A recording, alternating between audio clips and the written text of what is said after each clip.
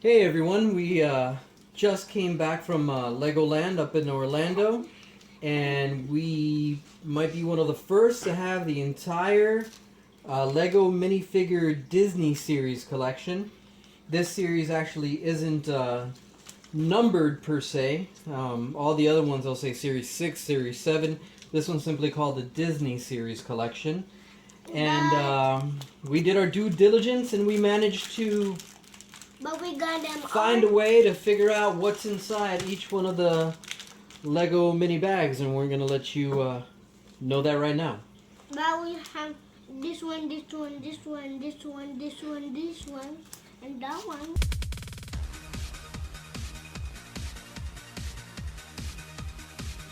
Alright, first we have Genie. Genie is pretty straightforward to find out. He has a little wisp of hair coming off the top, and his tail. His tail gives it away, and Genie and Aladdin are the only ones that have lanterns with them. They both have the lanterns. The way to tell them apart would be the fact that Genie has the tail, and Aladdin has the legs. Also, Aladdin, on the top of his headpiece, you'll notice that he has the little circle for his fez. Actually, let me bring up Genie so you can take a good look at him. That's the Genie figure. And actually, with that card thing, alright. This is the hook. Alright, now we covered Genie, we covered Aladdin. I'll let you take a close look at Aladdin as well. That's his little fez headpiece right there. And he has the moving legs, unlike Genie. That's going to be one of your main things to look for. Next one, we have Captain Hook. Captain Hook, you're going to quickly feel that scoop of a hat he has, but it could be confusing with a piece I'm going to show you later on, because there's another one that gives you a spoon feeling. He has the flimsy little sword in his hand, which is easy to identify, and a little hook. You'd be able to find that easily as well, but remember the hat. Next in the series, we have Peter Pan. Peter Pan gave me a little bit of a headache. I could have sworn it was him. I felt the cone-shaped head, knew who I was looking for, but he had a weird item inside the bag, and when I felt it, it felt like a U-shape, soft U-shape. It didn't really hold its form. What it ended up being was the two swords. When they're inside the pack, they're actually connected by a little piece of plastic in between the two ends of the swords. So it just gives you this loose thing. Once you know that, knowing that is going to be easy to identify. So let's move on. That was Peter Pan. Next you got Mickey and Minnie. I could actually team these up just by showing you both at the same time. Identical pieces. The head will give them away. The two little ears, the nose, unmistakable.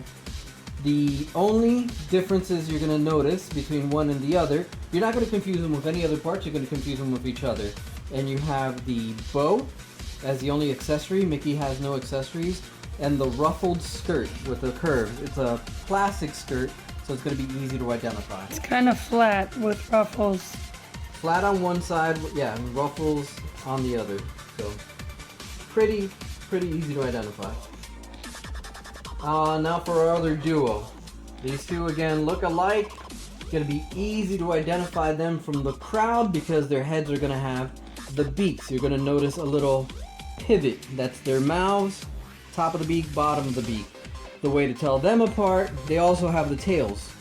Looks like we have an upside down tail here, but this is the way the tails go. You'll feel a square block because the tail actually looks like this. Soft rubber piece with the hard plastic piece on the other side. So that's going to be easy to find, and to tell them apart, the bows. The bow and the hat that looks kind of like a little, it'll feel like a kidney bean in there because of the dip it has in it. Alright, let's move along. We have our Incredible guys. Mr. Incredible and the bad guy. A lot of these, it looks like each and every one of these come in a set except for, which I'll get to later, Stitch and Maleficent. For some reason, they're from two different series or genres. Everything else comes in sets of 2 per each genre, not them. But I digress. Let me get back to the Incredibles. You have Mr. Incredible here, and the bad guy Incredible, whose name I always forget. They both have the little square block. One's holding a poster, says doing our part, and the other one's some sort of graph or something like that.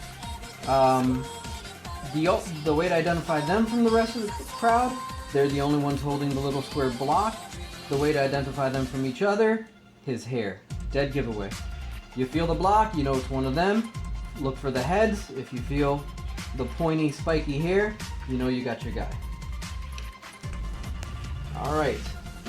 Next we have the Alice in Wonderland duo. You have Alice and the Cheshire Cat. Alice is going to be easy to identify. You're going to come across something that I mentioned before. Her hair, when it's in the pack, has that spoon shape to it as well. Similar to Captain Hook. And Ariel. And Ariel. Ariel has the same thing going on as well. Now, the way to identify her from everybody else, she has the cup that says drink me, and the little cake that she would eat to grow big and shrink down. The cup, very distinctive item amongst everything else.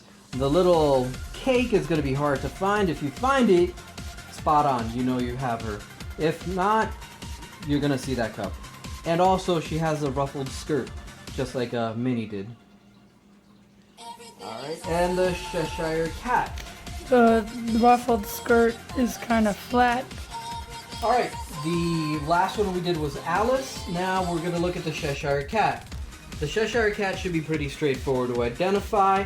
There's only 3 items inside the collection that have the short legs.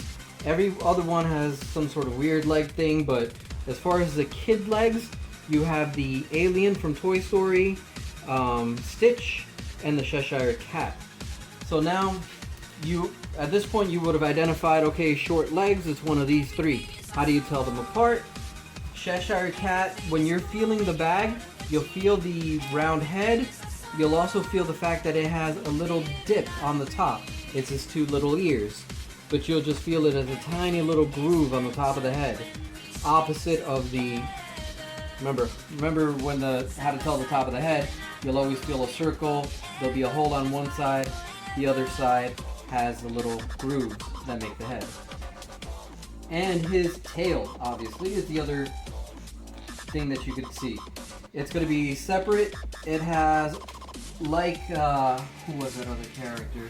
Like our little ducks, they have a soft rubber piece, square piece that connects to the body, and you'll feel the long tail that comes to a point coming off of that rubber piece. And that's the Cheshire Cat. Now let's move on over to the Toy Story characters. We have my favorite character, Buzz Lightyear. Buzz he was the quickest for me to identify. As soon as I reached in, I felt that he had those wings in there. Easy, nothing else even remotely similar to that. Also, his body has a cylindrical aspect to it. Let me take this guy apart so you can see what I'm talking about here. You'll have the body piece itself, head in there, and here we go. The wings come off, and you have this cylinder right here. This cylinder is going to be the telltale part for it. Can we get a look at it? Yeah. Alright, and I'll put him back together later. The alien from Toy Story, he is very similar to Shrek, or I'm sorry, not Shrek, Stitch. The difference, remember, he has the short legs that don't move, and he has the football-shaped head, but the dead giveaway on him is a protruding antenna from the top of his head. Easy to tell who that is. His legs are also fixed. I mentioned that already. Yes. Alright, and Stitch. Stitch, football-shaped head, fixed legs, but you have the really long ears coming off of either side. You run your finger across that, you'll easily tell. Now make sure it's the really long ears, not like Mickey, because he has a round head also, Mickey and Minnie, but their ears end short compared to Stitch's ears. They're just two little cups. Easy to tell once you know what you're looking for again. And next down the line we have Maleficent. Maleficent has a one-piece triangular body. So only character that has that. Also, you'll feel the jewel on the end of her staff. It's loose, and the jewel will just be sitting there. The only other person will be Ariel, that has another jewel in her bag, and she won't have a staff. So Maleficent staff, Ariel not, and of course that very, very distinctive, very trademark of hers helmet that she wears with the 2 points. You'll feel that easily. So lot of pointers here that you could pick out. The body, triangle shaped body, no legs, the staff, the jewel, and the pointy top hat. And then we're down to our last genre, the Little Mermaid, and we have Ursula, who is carrying King Trident's, or King, what was his name? King Midas, I think. His trident, or King Neptune is what it was. She has Neptune's trident. Hercules? No, it was Neptune. It was Neptune. And her body. Her body, you'll just feel this blob of a body down below with the tentacles and all that. And make sure you don't fall there. And that's it. I mean, this is pretty straightforward as well. Next, last but not least, is Ariel, our Little Mermaid. She also is going to have the scoop hair. Going to give you that spoon effect. Her tail, dead giveaway right there. She's going to have a little curve. It's going to be a smooth block that you'll feel with the Triangle shape. Triangle shape at the end, correct. And she has some accessories that might help you as well. She has a shell, I'm going to grab you right now, with a jewel. The jewel is separate from the shell, but you'll feel two little cups connected by a little sliver of plastic and a free-floating jewel inside the bag. And you don't want to puke. And that's it. That is the complete Disney collection. It was released May 1st, and as of recording of this video, it was released 3 days ago. So good luck and good hunting. Bye. Bye.